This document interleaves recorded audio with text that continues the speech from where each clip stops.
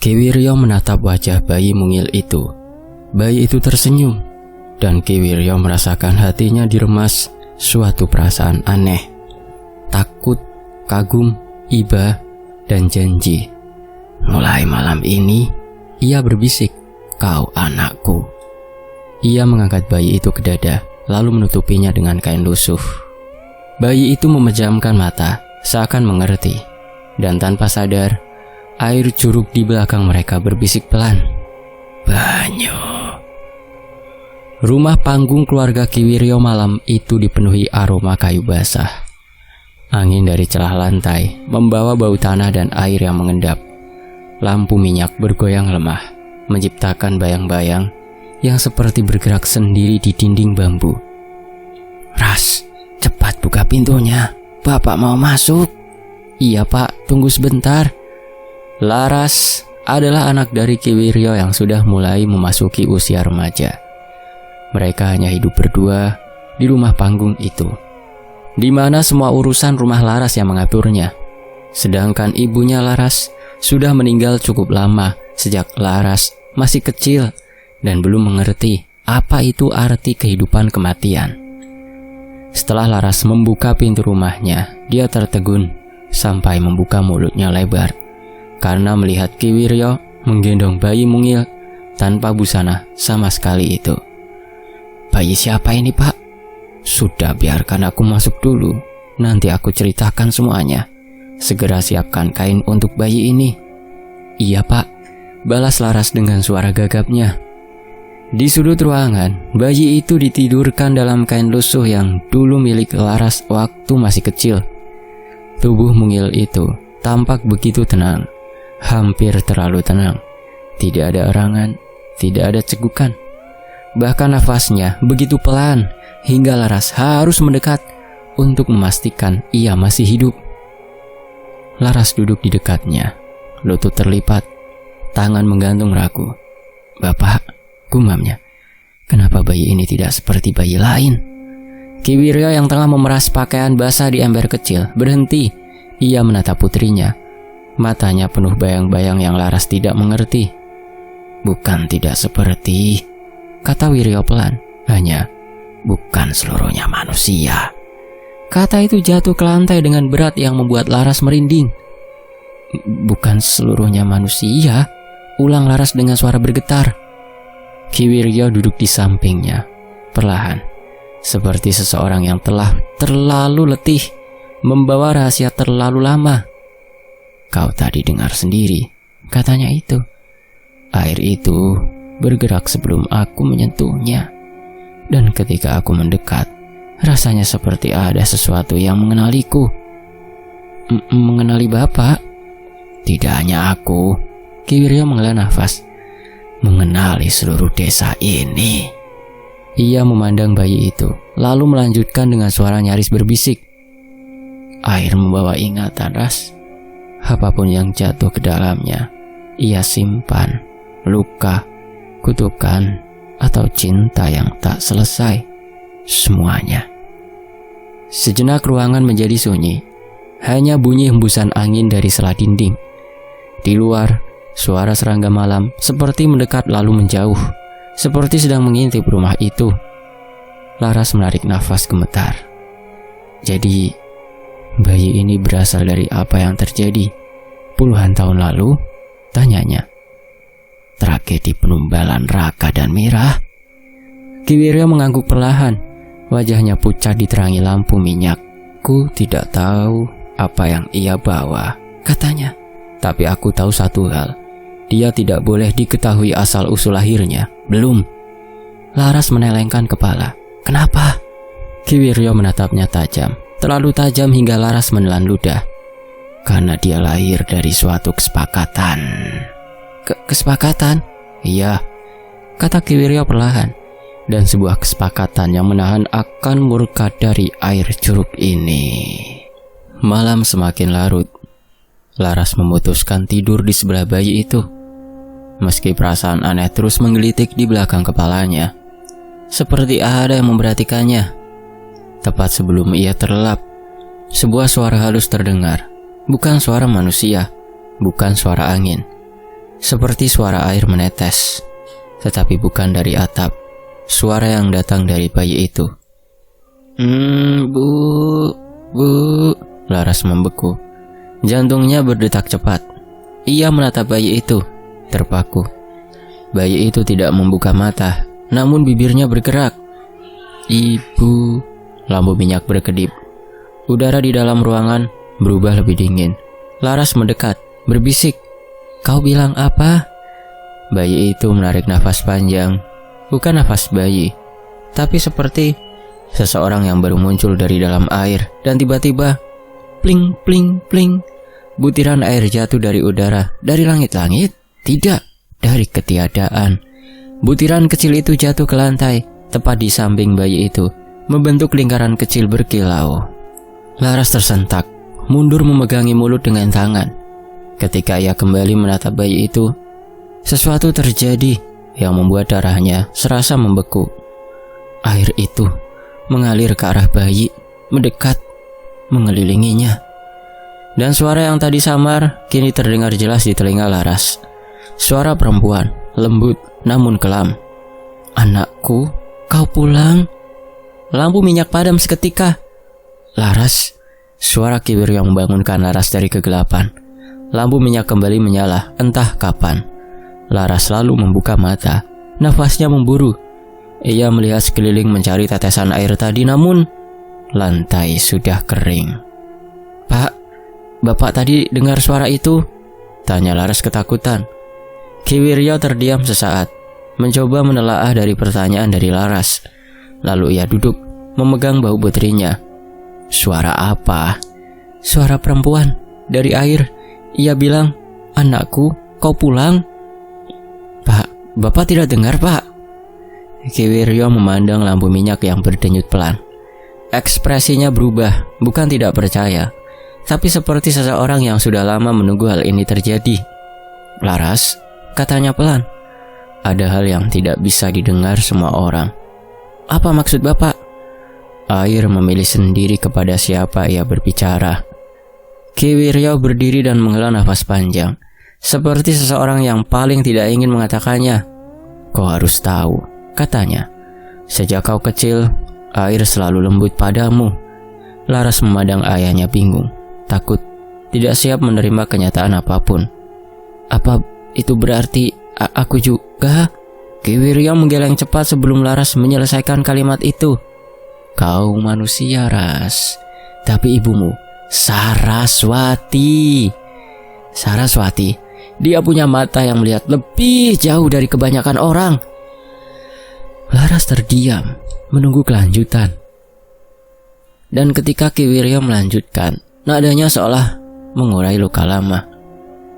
Ibumu sering menceritakan tentang seorang anak laki-laki yang lahir dari air dan terus menceritakannya selama bertahun-tahun setelah kejadian Raka dan Mirah.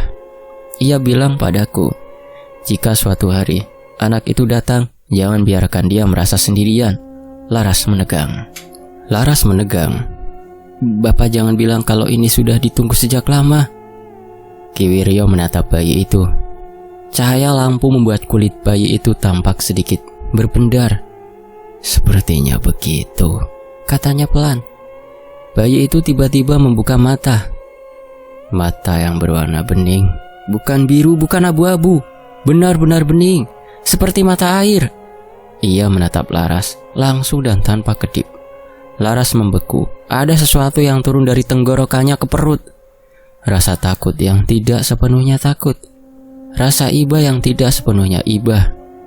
Dan bayi itu tersenyum. Senyuman kecil, pelan, tapi sesuatu terjadi bersamaan dengannya. Di kendi di pojokan ruangan, air yang semula tenang tiba-tiba bergetar. Gelombang-gelombang kecil muncul, seolah merespon senyum bayi itu. Laras terperangah. Pak, air itu. Ki Wiryo juga memperhatikan, dan ia akhirnya berkata dengan suara serak, dia sudah memilih nama. Nama? Tanya Laras tersengang.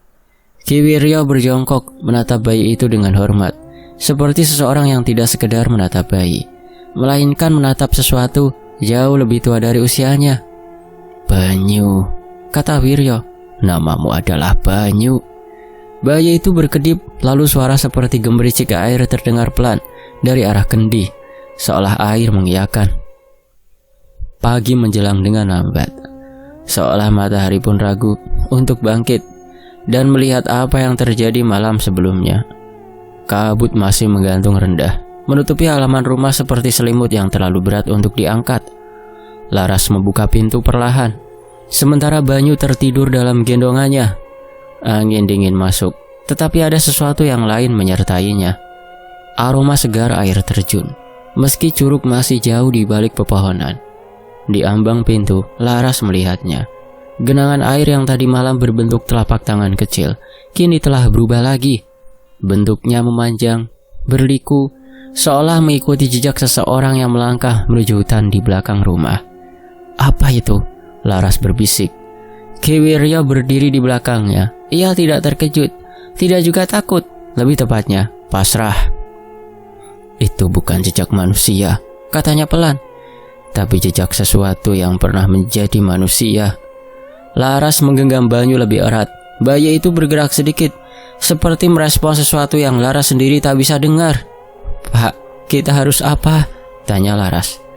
"Tidak ada yang perlu dilakukan," jawab Ki Wiryo. "Selama airnya tidak datang ke dalam rumah lagi, kita aman." Namun ketika ia hendak menutup pintu, sesuatu membuatnya berhenti. Ada goresan tipis di kusen pintu kayu, seperti bekas kuku, bukan dari manusia dewasa, tapi dari tangan mungil. Goresan itu membentuk pola melingkar, lingkaran yang hampir sempurna. Ki Wiryo menyentuhnya dengan ujung jari, dan tubuhnya tampak menegang. "Pak, apa itu?" Ki Wiryo menelan ludah. "Itu tanda dari dia." Dia? "Ibu dari air," kata Ki Wiryo dengan suara pelan seperti ditiup angin. "Mira?" Nama itu membuat perut Laras terasa hangat dan dingin sekaligus. Nama yang sering diceritakan dalam dongeng, namun selalu dibungkus tragedi dan amarah air. "Berarti itu benar tadi malam suara itu?" "Jangan sebut-sebut suara itu," potong Wiryo cepat. "Jika kau menyebut sesuatu yang tidak ingin dipanggil, ia akan datang lebih cepat." Laras mengangguk lesu. Di dalam rumah, Banyu terbangun, tidak dengan tangis, tidak dengan rewel. Ia hanya membuka mata bening itu dan menatap langit-langit yang beruap tipis karena udara lembab. Laras duduk di sampingnya, mengusap kepalanya pelan. "Banyu," ucapnya lembut. "Apa yang kau dengar semalam?" Bayi itu tidak menjawab jelas. Namun ada sesuatu pada tatapannya yang membuat hati Laras sesak. Bukan karena takut, tetapi karena iba. Ada kesendirian dalam mata hening itu, kesendirian yang bukan milik bayi biasa. "Kau tidak minta lahir seperti ini ya?" gumam Laras, lebih pada dirinya sendiri. Banyu mengangkat tangan mungilnya, seolah ingin menyentuh wajah Laras. Dan saat jemarinya menyentuh pipi gadis itu, udara di sekitar mereka berubah. Bukan dingin, bukan panas, melainkan basah, seperti berada di dalam kabut lembut yang mengalir perlahan. Laras terlonjak, namun tidak melepas pegangan. "Pak," panggilnya. "Ada sesuatu, Pak." Namun sebelum Ki Wiryo datang, suara lirih muncul dari arah pintu belakang. Suara gemericik, seperti seseorang mencelupkan tangan ke air. Ki Wiryo datang tergesa, membawa parang kayu. Bukan untuk menyerang, tapi untuk berjaga-jaga. Ia mendekat ke pintu belakang yang sudah tahun-tahun tidak pakai. Pintu itu sedikit terbuka. Celah kecil memperlihatkan pekarangan belakang rumah yang biasanya dipenuhi tanaman liar. Namun kini, tanahnya basah, padahal belum hujan. "Laras," kata Ki Wiryo tanpa menoleh, tetap dekat dengan bayi itu. Laras memeluk Bayu erat-erat. Ki Wiryo mendorong pintu perlahan, dan keduanya melihatnya. Di tanah lembab, di antara dedaunan yang menguning, terdapat jejak kaki. Bukan satu, bukan dua, puluhan jejak kaki kecil. Begitu kecil sehingga hanya bisa dimiliki oleh seorang bayi. Namun jejak itu membentuk pola di tanah. Bukan berjalan tak tentu arah, melainkan menuju satu titik, ke arah sumur tua di belakang rumah. Laras menjadi tertahan. Banyu meringkuk dalam dekapannya. Ki Wiryo memejamkan mata. Ini buruk. Kenapa? Kenapa jejaknya menuju sumur, Pak? Banyu tidak pernah ke sana. Ki Wiryo menatap sumur itu lama sekali. Terlalu lama. Laras menunggu. Nafasnya naik turun tak teratur. Karena sumur itu, kata Ki Wiryo akhirnya, adalah pintu pertama Mirah dulu pernah menampakkan dirinya. Laras menelan ludah. Pintu pertama? Artinya masih ada pintu lain? Tapi Pak, bagaimana jejak bayi itu bisa muncul jika Banyu ada di sini? Dia tidak berjalan. Ki Wiryo menoleh ke Laras. Wajahnya pucat. Itu bukan jejak Banyu. Laras terdiam. Kemarin malam ada sesuatu di depan rumah, lanjut Ki Wiryo.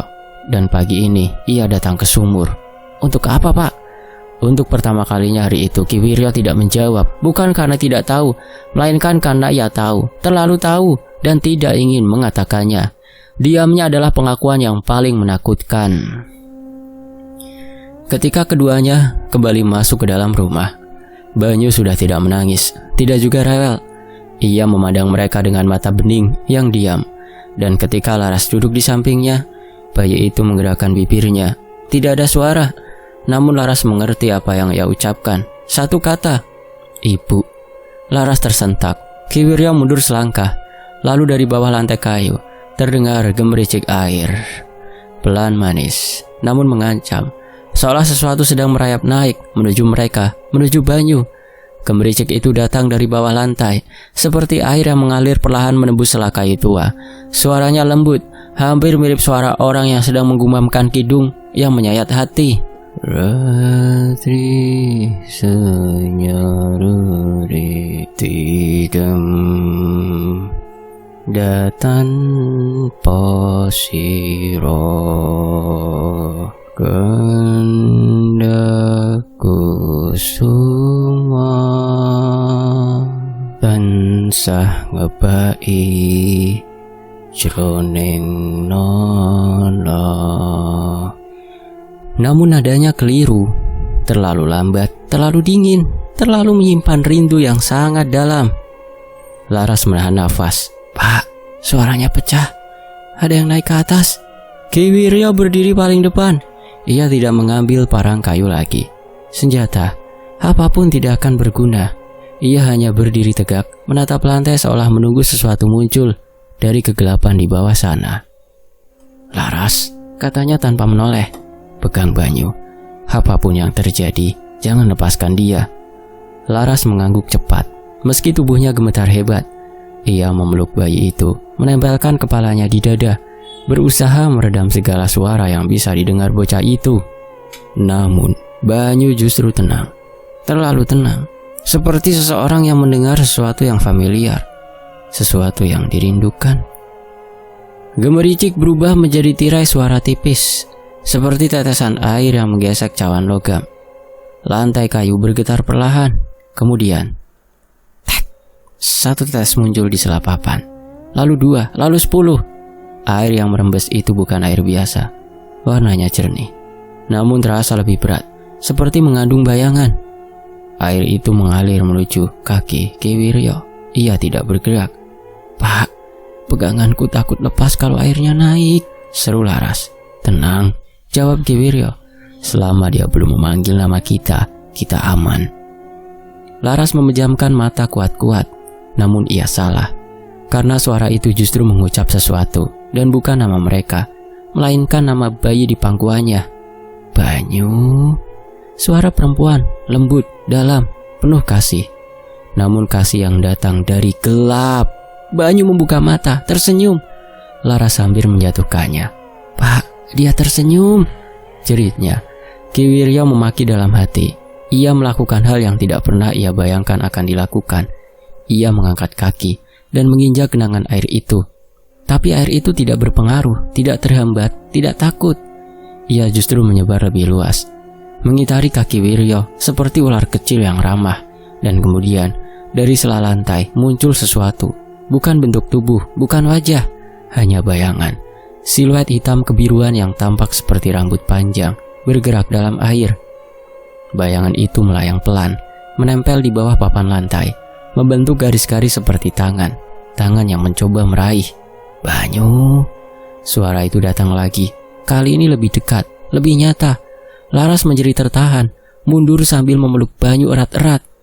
"Pak, lawan itu, tolong hentikan."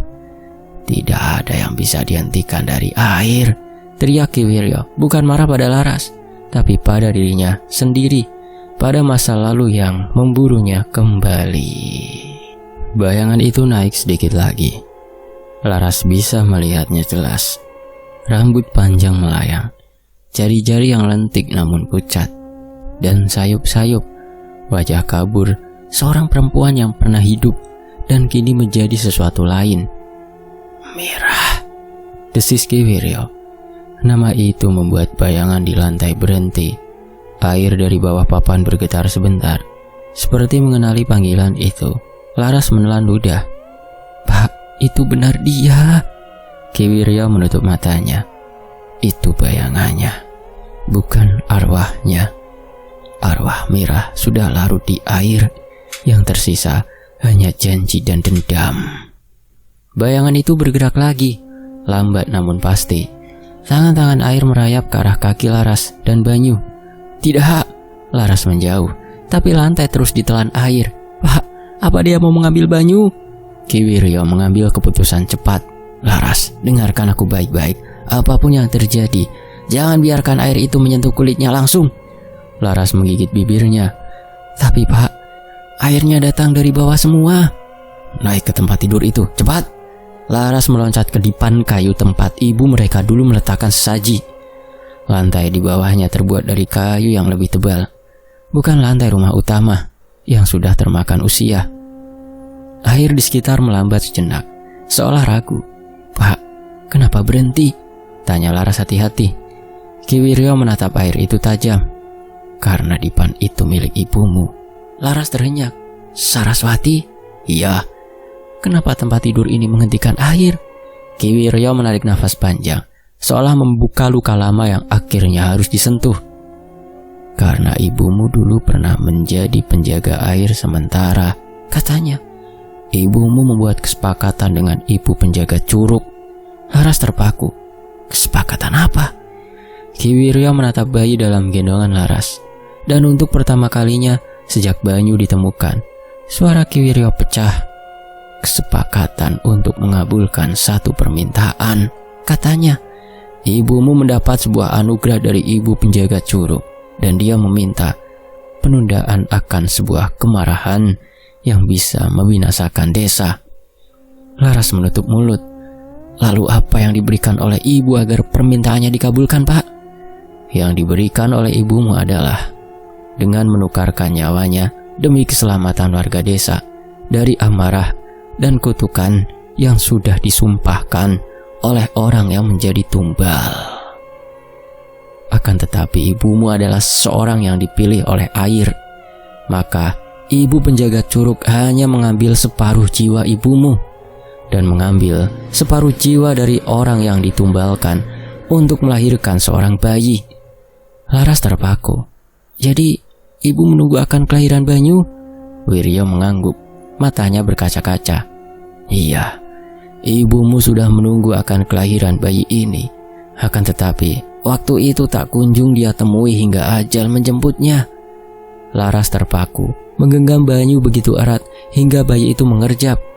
"Pak, kalau ibu sudah tiada," Ki Wiryo menunduk perlahan, "maka tugas ibumu jatuh pada kita." Bayangan di bawah lantai kembali bergerak. Kali ini lebih aktif, lebih gelisah, seolah tidak menyukai penundaan itu. Gemericik menjadi lebih keras. Lantai bergetar. Air mencoba naik ulang. Laras memeluk Banyu erat-erat. Wajahnya pucat. "Pak, dia datang lagi." Ki Wiryo berdiri di antara bayangan itu dan dipan. "Mirah," katanya pelan namun tegas, "jangan ambil anak ini." Air tiba-tiba berhenti, seperti mendengar, seperti marah, seperti tersinggung, seperti luka lama dipaksa menunggu lagi.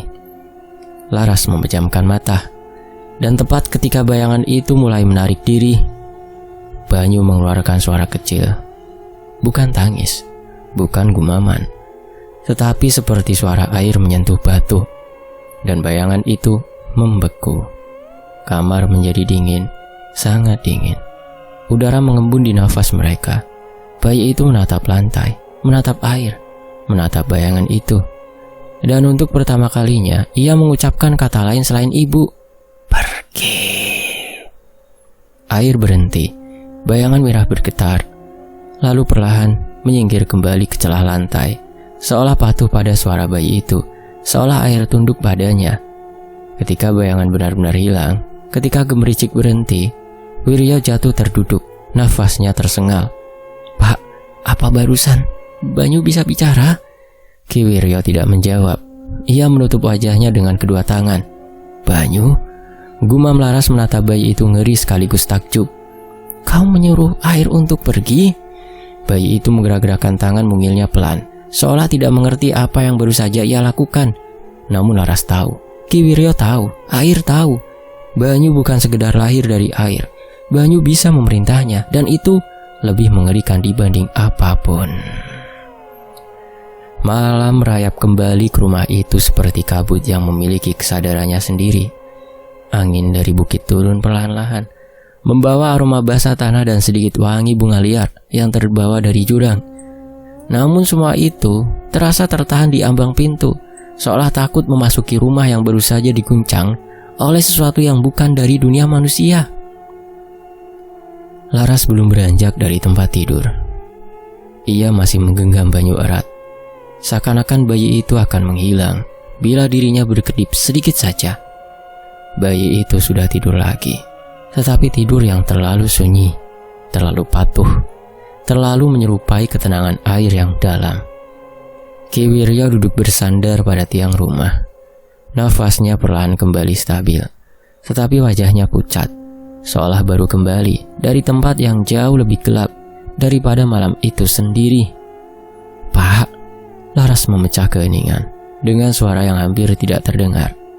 Apa yang sebenarnya terjadi dengan ibu dulu? Tidak ada jawaban. Yang terdengar hanyalah bunyi tik-tik dari sisa tetesan air di bawah lantai. Bukti bahwa bayangan tadi bukan mimpi. Pak, Laras mengulang, lebih tegas kali ini. Aku harus tahu. Kita tidak bisa lagi berjalan di rumah ini tanpa mengerti apa yang sedang terjadi. Ki Wiryo mengusap wajahnya, lalu menunduk panjang. Laras, ibumu tidak pernah ingin kau tahu. Bahkan aku sendiri dulu tidak memahami semuanya. Laras menunggu, dadanya mengencang. Tapi sekarang, Ki Wiryo melanjutkan. Air sudah mulai mencoba untuk mengambil sesuatu yang dulu pernah diambil, dan kau harus tahu apa yang pernah ibu lakukan. Ia berdiri perlahan, tubuhnya goyah, lalu berjalan menuju lemari tua di sudut ruangan. Lemari yang selalu dikunci Saraswati selama hidupnya. Laras ingat betapa ibunya selalu melarang membuka lemari itu, bahkan ketika Laras masih kecil. Dengan tangan yang gemetar, Ki Wiryo mengambil kunci dari balik balok kayu di atas pintu. Kunci itu kecil, besi tua yang warnanya sudah pudar, tetapi masih berkilat lembut. Klik, pintu lemari terbuka perlahan, dan aroma wangi yang tidak asing langsung menyebar. Wangi kenanga. Laras langsung menutup mulut. Kenanga. Aromanya sama seperti yang tercium ketika Mira menghilang. Wiryo menyelesaikan kalimatnya. Di dalam lemari itu terdapat kain putih kusam, sebuah kotak kayu kecil, dan sebuah mangkuk tanah liat. Mangkuk itu kosong, namun dinding dalamnya memiliki bekas lingkaran air mengering, seolah dulu sering diisi. Wiryo menatap mangkuk itu lama sekali sebelum menyentuhnya, lalu meletakkannya kembali.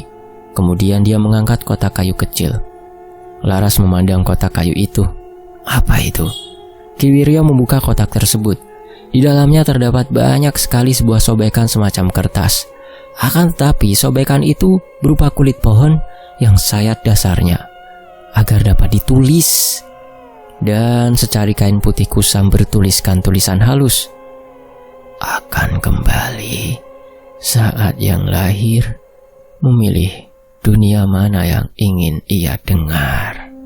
Laras membeku. Pak, tulisan ini milik siapa? Mira. Dunia di sekitar mereka seolah berhenti bergerak. Laras memandang rambut itu. Rambut panjang yang sama bentuknya, seperti yang ia lihat melayang di bawah lantai. Ia mundur setengah langkah tanpa sadar. Pak, apa arwah Mirah yang terlahir dari dendam itu ingin mengambil anak ini? Ki Wiryo mengangguk pelan. Ya, arwah Mirah akan mengambil separuh jiwanya yang diambil oleh ibu penjaga curug, agar dapat meluapkan semua amarah dan kutukan yang telah disumpah terjadi kepada warga desa. Laras menggigit bibir hingga hampir berdarah. Jadi Banyu benar-benar? Wiryo memejamkan mata. Iya, Banyu adalah anak yang terlahir dari jiwa orang yang dipaksa ditumbalkan, dan jiwa orang yang mau melindungi desa dari amarah dan kutukan. Laras memandang bayi itu dengan campuran ngeri, iba, dan cinta yang tidak ia pahami tiba-tiba.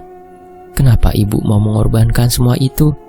Ki Wiryo terdiam lama, sangat lama, hingga Laras hampir mundur dari pertanyaan itu. Namun akhirnya lelaki tua itu membuka mulut. Ibumu adalah orang yang sangat menyayangi keberadaan akan air dan desa, katanya pelan. Tapi dia tidak pernah mau mengatakan semua pengorbanannya kepada para tetua dan warga desa. Laras tertegun, karena ia bilang, jika para tetua dan penduduk desa tahu, maka ritual tumbal yang sudah pernah terjadi akan kembali dilakukan. Laras merasa jantungnya turun ke perut. Pak, apa benar desa melakukan ritual itu dengan cara paksaan? Ki Wiryo menatap Laras dengan sorot mata yang dalam dan penuh berat.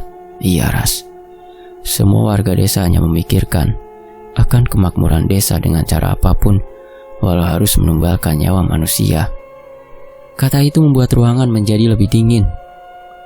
Seolah Ki Wiryo juga ikut bertanggung jawab akan ritual tumbal itu, walau pada saat itu usianya masih belia dan tidak tahu tentang semua ini. Tiba-tiba suara kering halus terdengar dari dapur, seperti air menetes ke permukaan mangkuk kosong. Laras tersentak. Pak, dengar? Ki Wiryo mengangkat tangannya, memberi isyarat untuk diam. Mereka berjalan perlahan ke dapur. Rumah terasa semakin gelap, meski lampu minyak masih menyala. Udara berubah dingin, menusuk tulang. Ketika mereka tiba di ambang dapur, Laras hampir berteriak. Mangkuk tanah liat peninggalan Saraswati yang tadi berada dalam lemari, kini berada di atas meja dapur. Di dalamnya ada air, bening dan berkilau seperti permukaan danau saat malam hari. Itu tidak mungkin. Mereka belum menyentuhnya. Mereka tidak membawanya ke sana. Air dalam mangkuk itu berputar pelan. Kemudian sebuah wajah muncul di permukaannya. Bukan wajah utuh, bukan wajah hidup. Hanya pantulan samar rambut panjang, dahi, bagian pipi, dan sepasang mata yang tidak mengerjap. Mata yang tidak sepenuhnya manusia. Mirah. Laras mundur 2 langkah, tubuhnya gemetar hebat. Pak, dia melihat kita. Ki Wiryo berdiri tegak, meski wajahnya pucat seperti mayat. Dia tidak datang untuk kita. Air dalam mangkuk itu bergetar. Sebuah suara, lembut dan lirih, keluar dari sana. Namun kedengaran jelas, seakan air itu menjadi mulut yang berbicara. Di mana dia? Laras memeluk Banyu lebih erat. Bayi itu mulai membuka mata. Perlahan, seakan merasakan sesuatu memanggil. Pak, dia bangun. Laras, mundur, seru Ki Wiryo. Tapi air di mangkuk sudah terbit lebih tinggi, membentuk jalinan tipis seperti jari-jari yang mencoba keluar dari permukaan. Tidak, Laras memekik. Dia mau mengambil Banyu. Air itu terangkat, membentuk siluet wajah yang kini semakin jelas. Mirah. Namun bukan Mirah yang dikenalnya. Mirah yang sudah menjadi bagian dari sesuatu yang lebih tua dari gunung-gunung. Suara itu lembut, bening, dan penuh kerinduan yang mengandung sesuatu yang jauh lebih tua daripada bahasa manusia. Menggema pelan di udara dapur, menembus tulang Laras seperti air dingin merembes ke dalam sumsum. Anakku, kembalilah ke air. Banyu tersenyum lalu. Banyu membuka mata sepenuhnya. Ada kilau aneh di dalam sorotnya. Bukan kilatan cahaya dari lampu minyak, bukan refleksi dari air di mangkuk itu. Cahaya itu seperti sesuatu yang menyala dari balik pupil, tipis, samar. Namun jelas bukan cahaya dunia manusia. Seolah ia mengenali suara itu. seolah suara itu adalah nyanyian yang sudah ia dengar sejak sebelum ia ditemukan. Laras memeluk adiknya lebih erat. Tidak boleh, bisiknya, meski suaranya sendiri terdengar rapuh. Air di dalam mangkuk mulai beriak, membentuk riak melingkar-lingkar, dan wajah Mira menjadi lebih jelas. Mata yang dulu hangat kini tampak seperti dua cekungan air yang dalam, terlalu dalam untuk dipahami. Ia tidak tampak marah, ia tidak tampak jahat. Justru itulah yang membuatnya jauh lebih menakutkan. Ia tampak menunggu, sabar, seperti air yang tahu bahwa batu pun akan menyerah jika ia mengetuknya cukup lama. Ki Wiryo maju selangkah, meski lututnya jelas bergetar. Mira, jangan lakukan ini. Anak ini, dia hidup, dia aman di sini. Biarkan dia tumbuh seperti anak lain. Wajah Mira di permukaan air sedikit memiring, seperti sedang mendengar. Lalu suara itu mengalir lagi, lebih jernih. Tumbuh di dunia di mana manusia hanya memfikirkan nafsu dan hasrat mereka saja. Suara itu berubah lebih dalam, seperti gema dari dasar goa berair. Ia lahir dari kesepakatan yang mengambil separuh jiwaku. Karena kesepakatan itu aku tidak bisa meluapkan amarah dan kutukan yang telah menjadi sumpah. Ki Wiryo mengepal tangannya. Aku yang akan menjaganya, Mira. Aku yang akan melakukan apapun, asal jangan ambil dia. Air dalam mangkuk berhenti bergerak. Hening turun perlahan, tebal, berat. Lalu dengan gerakan lembut yang hampir seperti belayan, air naik membentuk siluet wajah Mira lebih jelas. Bibirnya tampak merekas sedikit. Aku hanya mengambil apa yang sudah seharusnya menjadi milikku, Wiryo. Pria tua itu menunduk, rahangnya mengencang, nafasnya tersengal. Ia tahu kepada siapa kata-kata itu diarahkan. Ia tahu janji itu bukan janji manusia biasa. Laras menatap ayahnya, bingung, takut, tercerai-berai. Pak, bagaimana ini dia akan mengambil Banyu? Laras, jangan. Terlambat. Laras sudah merasakan sesuatu tekanan akan semua ini. Sebuah tekanan untuk melindungi apa yang ditinggalkan oleh ibunya. Perlahan-lahan Laras mulai mengerti akan alasan ibunya mengorbankan nyawanya. Mira kembali berbicara. Ia anak dari separuh jiwaku yang dapat melengkapi amarah dan kutukan yang aku berikan kepada semua warga desa Waringin Nirmala. Dan Saraswati malah melakukan sesuatu hal yang bisa meredam amarah dan kutukan ini. Kata meredam itu membuat udara di ruangan berubah semakin dingin. Laras menggeleng. Tidak, Ibu tidak akan membiarkan sesuatu yang buruk. Terlalu lama, suara Mira memotong. Amarah dan kutukan itu harus diberikan kepada manusia yang menganggap nyawa kami sebagai tumbal akan nafsu dan hasrat mereka demi kemakmuran desa saja. Tiba-tiba lampu minyak berkelip, bayangan di dinding menarik keras, seolah sesuatu di luar rumah ikut mendengarkan. Angin menerobos celah jendela dan membuat pintu dapur bergetar. Laras menangis tanpa sadar. Banyu bukan separuh dari jiwa yang memendam akan amarah dan kutukan itu. Dia sekarang adikku. Aku akan membesarkannya. Dan saat itu sesuatu pun terjadi. Air di mangkuk itu meledak keluar, bukan meledak pecah, tetapi keluar dalam bentuk seperti kain yang terjulur, lembut, tipis, jernih. Ia melayang di udara, seperti kabut yang bisa disentuh. Dan kemudian, ia menyentuh pipi Banyu, bukan kasar, bukan merenggut, tapi seperti ibu menyentuh anak yang sudah lama hilang. Banyu tertawa kecil. Tawa itu tidak pantas terdengar di malam seperti itu. Laras menjerit kecil, memeluk adiknya, mencoba mundur. Namun punggungnya sudah membentur lemari. Ki Wiryo berusaha meraih mangkuk itu, entah untuk menjauhkan atau memecahkannya. Namun, suara Mira tiba-tiba berubah. Untuk pertama kalinya, suara itu terdengar seperti suara manusia, hampir seperti tangis. Laras membeku. Mira memanggilnya, bukan sebagai roh, bukan sebagai penagih, tetapi sebagai perempuan yang dulu mungkin mencintai seseorang, mungkin terluka, mungkin berharap. Terima kasih, kau menjaganya. Tapi ia harus memilih untuk menjadi jembatan akan sumpahku atau menjadi pelindung desa ini. Laras menggeleng keras. Dia anak, dia tidak mengerti apa-apa. Mirah menutup mata. Atau air itu menggambarkan ia menutup mata. Sulit dibedakan. Air mengerti segala yang lahir darinya. Angin mengguncang rumah, atap berdecit, ayunan batu mengguncang lantai. Rasa takut merambat ke tulang paling dalam. Banyu mengangkat tangan kecilnya ke arah mangkuk itu. Kepalanya miring, seolah mendengar sesuatu yang tidak didengar manusia lain. Laras memeluknya semakin kuat. Tidak, kau tidak boleh ambil dia. Yang keluar dari permukaan air selanjutnya bukan lagi tangan, bukan lagi kabut, melainkan bayangan tubuh Mirah. Seluruh dapur menjadi basah. Kabut air merayap perlahan ke dinding, ke lantai, ke meja. Namun Mirah tidak sepenuhnya muncul.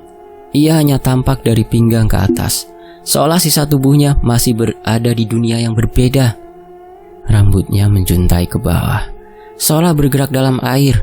Wajahnya lebih jelas, cantik, tapi bukan kecantikan manusia. Kecantikan yang mengingatkan pada dasar sungai yang membiaskan cahaya matahari secara tidak wajar. Ia memandang Laras. Ia akan kembali ketika Banyu memilih jalannya. Laras menggeleng keras. Tidak, aku tidak. Tapi tidak sekarang. Laras terdiam. Ki Wiryo juga tertegun menatap wujud itu dengan campuran rasa takut dan anehnya lega kecil. Mirah menunduk ke arah Banyu. Suara air mengalir seperti bisikan dari balik mimpi. Tumbuhlah kecilku, kelak kau akan tahu siapa dirimu. Banyu menggumam kecil, menggenggam udara, lalu tidur kembali tanpa suara, seperti sebelum badai. Mirah menatap mereka sekali lagi. Jagalah ia sampai air kembali memanggil. Dan dalam sekejap, tubuh air itu hancur menjadi kabut halus, jatuh kembali ke dalam mangkuk. Lalu permukaan air menjadi diam, senyap, seperti tidak pernah terjadi apa-apa. Mangkuk itu berhenti beriak. Dapur kembali sunyi. Hanya suara nafas Laras yang tersendat-sendat dan isakan kecil yang ia tahan. Ki Wiryo menutup wajahnya dengan kedua tangan. Laras memeluk Banyu, seolah hidupnya sendiri terikat pada tubuh kecil itu. Lalu, sesuatu bergetar, bukan mangkuk, bukan rumah, melainkan tanah.